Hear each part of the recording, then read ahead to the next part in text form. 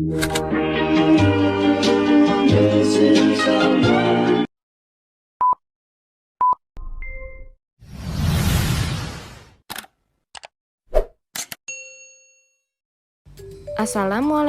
warahmatullahi wabarakatuh. Bertemu lagi di pelajaran Pendidikan Agama Islam dan Budi Pekerti kelas 6. Sebelum mulai belajar, mari kita baca doa sebelum belajar ya. Bismillahirrahmanirrahim. Rabbi zidni ilman warzuqni fahman.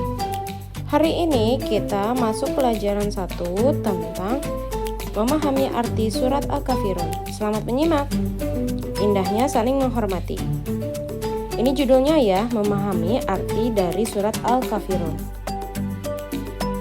Bismillahirrahmanirrahim. Qul ya ayyuhal kafirun.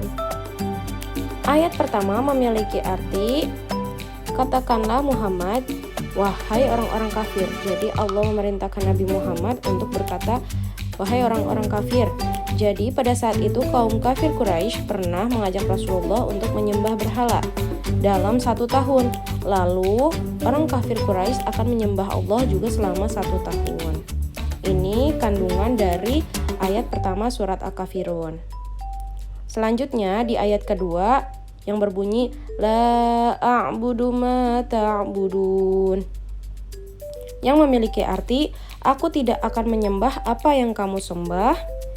Dan arti kandungan dari ayat kedua ini adalah Allah menurunkan surat ini dan memerintahkan kepada Rasulnya dalam surat ini agar memutuskan hubungan dengan agama kafir Quraisy secara keseluruhan dengan menyatakan aku tidak akan menyembah apa yang kamu sembah. Jadi Allah memerintahkan kepada Nabi Muhammad untuk tidak akan menyembah berhala yang mereka sembah, berhala yang kafir Quraisy sembah, ataupun secara bergantian kafir Quraisy yang akan menyembah Allah. Itu Allah langsung memerintahkan kepada Nabi Muhammad untuk mengatakan tidak.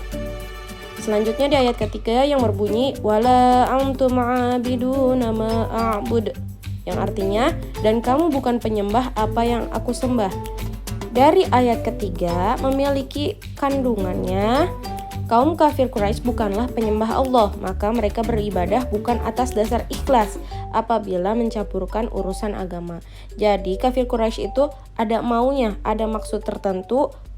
Apabila ada perjanjian, aku akan menyembah Tuhanmu apabila kaum muslimin menyembah Tuhanku. Ikhlas itu adalah melakukan sesuatu ibadah dengan hanya mengharap ridho Allah, bukan puja-puji dari manusia. Nah, sedangkan kaum kafir Quraisy itu tidak ikhlas, ada maksud tertentu. Selanjutnya di ayat keempat surat Al-Kafirun yang berbunyi wala ana abidum ma'abattum, yang artinya dan aku tidak pernah menjadi penyembah apa yang kamu sembah. Makna dari kandungan ayat keempat ini adalah Nabi Muhammad tidak akan pernah melakukan permintaan yang disampaikan oleh kaum kafir Quraisy kepada Nabi Muhammad dan tidak akan pula menyetujuinya. Sesungguhnya hanya Allah yang patut disembah. Itulah Nabi Muhammad menegaskan kepada kaum kafir Quraisy bahwa Nabi Muhammad dan kaum muslimin tidak akan menyembah berhala atau Tuhan yang kafir Quraisy sembah.